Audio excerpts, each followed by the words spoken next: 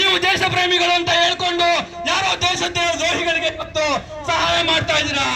ನೀವು ಕೇವಲ ಬೋಲೋ ಭಾರತ್ ಮಾತಾ ಕಿ ಜೈ ಅಂತ ಹೇಳಿ ಇವತ್ತು ದೇಶವನ್ನ ನಾಶ ಮಾಡ್ತಾ ಇರುವಂತ ಬಿಜೆಪಿಗರಿಗೆ ಬೆಂಬಲಿಸ್ತಾ ಇದ್ದೀರಾ. ಇವತ್ತು ಈ ದೇಶ ಉಳಿಬೇಕಂತ ಅಂದ್ರೆ ಇಲ್ಲಿರುವಂತ ಭ್ರಷ್ಟರು, ನೀಚರು, ಈ ಧರ್ಮೇಂದ್ರ ಪದಾಂತರದ ಅಯೋಗ್ಯರು ಇವತ್ತು ಮನೆಗೆ ಹೋಗ್ಬೇಕಂತ ಅಂದ್ರೆ ಇಂತಹ ಯುವ ಪಡೆಗಳಿಂದ ಮಾತ್ರ ಸಾಧ್ಯ. ಅದು ಅಲ್ಲಿ ಕೂತ್ಕೊಂಡು ಕೆಟ್ಟದಾಗಿ, ಅಶ್ಲೀಲವಾಗಿ, ಅಸಭ್ಯವಾಗಿ ಕಾಮೆಂಟ್ ಹಾಕುವಂತಹ ಏಡಿಗಳಿಂದ, ಕೋವಡಿಗಳಿಂದ ಅಲ್ಲ ಅನ್ನೋದನ್ನ ನಾವು ಅವರಿಗೆ ಸಾರಿ ಹೇಳ್ಬೇಕು.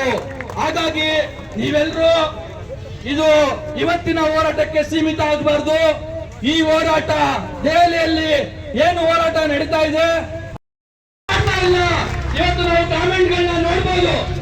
ಒಂದು ದಿವಸ ಅರ್ಧ ಗಂಟೆ ಇಂತಹ ಹೋರಾಟಕ್ಕೆ ಬಂದಂತ ನೀಚರು ಅಲ್ಲಿ ಕೂತ್ಕೊಂಡು ಕಾಮೆಂಟ್ ಮಾಡ್ತಾರೆ.